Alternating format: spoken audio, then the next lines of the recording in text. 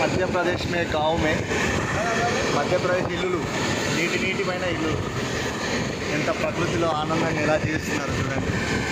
వీళ్ళకున్న స్వేచ్ఛ మనకు లేకపోయా. మొత్తం గోధుమ